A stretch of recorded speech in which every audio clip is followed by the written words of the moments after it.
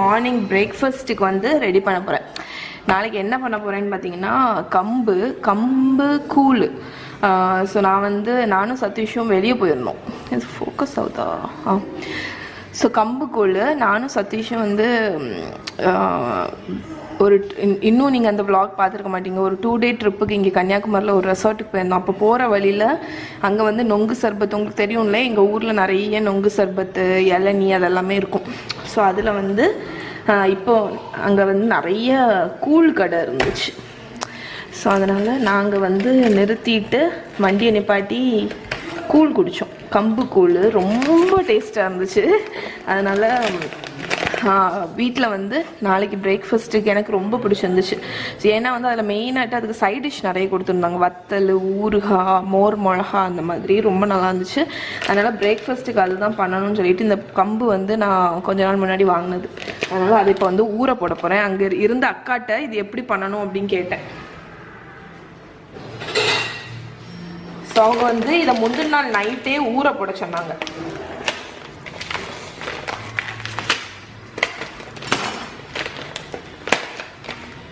So நான் வந்து ஒரு 1/2 கப் வந்து ஊற போட போகிறேன். போதும், 1/2 கப் போதும். 4 பேருக்கு கரெக்டாக இருக்கும். 1/2 கப்போ 3/4 கப்போ இதை வந்து நல்லா வாஷ் பண்ணிட போகிறேன். தண்ணி ஊற்றி வச்சாச்சு.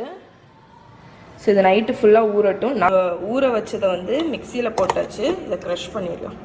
ஸோ ஸ்மூத்தாக அரைக்கக்கூடாது, கொரப்பாட்டு க்ரஷ் பண்ணி வச்சுருக்கணும். ஸோ கம்பு வேக வைக்க தண்ணி வந்து கொதிக்க ஆரம்பிச்சிருச்சு. இதில் வந்து நம்ம கரப்பாக பொடிச்சு வச்சுருக்கோம்ல, இந்த கம்பை வந்து போட்டுடலாம். இந்த கம்பை போட்டு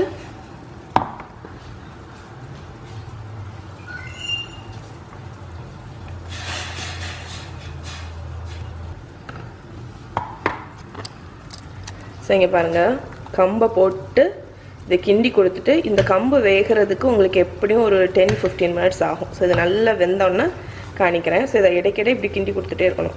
பாருங்கள், கம்பு நல்லா குக் ஆகிடுச்சு. இப்போ ஃபுல்லாக கூல் ஆகிடுச்சு. இதை எப்படி கலக்கணும்னு நான் உங்களுக்கு சொல்கிறேன்.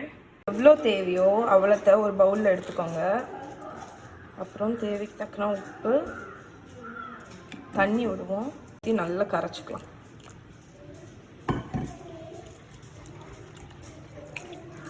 ஸோ ஒரே ஒரு கையில் கேமரா வச்சுட்டு எடுக்க கஷ்டமாக இருக்குது. இதை நல்லா கரைச்சிட்டு காணிக்கிறேன்.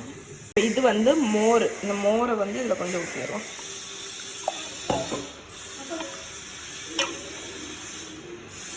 ஒன்றா கலக்கிட்டேன். இப்போ வந்து இதில் எல்லாமே ஊற்றி டேஸ்ட் பார்த்துட்டேன். உப்பு எல்லாமே கரெக்டாக இருக்குது. ஸோ இப்போ வந்து ஒன்று சின்ன வெங்காயம் போட்டுக்கலாம், இல்லைன்னா பெரிய வெங்காயம் கூட நீங்கள் கட் பண்ணி போட்டுக்கலாம். நிறைய போடுங்க, அது நல்லாயிருக்கும். உங்களுக்கு இடையில அந்த க்ரன்ச்சியாக வர்றது. ஸோ நான் இன்னும் எக்ஸ்ட்ரா போட்டேன். அவ்வளோதான், ரெடி ஆகிடுச்சு. இதுக்கு சைட் டிஷ் தான் மேட்ரு. சைட் டிஷ் வந்து மோர் மிளகா, வத்தல், அதுக்கப்புறம் ஊறுகாய், எது வேணாலும் நீங்கள் சாப்பிட்லாம். பாருங்கள், கம்பு கூழ், இது வந்து இந்த மச்சினி கிழங்கு இருக்குல்ல, அந்த வத்தல், அதுக்கப்புறம் ஊறுகாய், மோர் மிளகா. ஸோ இதுதான் பிரேக்ஃபாஸ்ட்.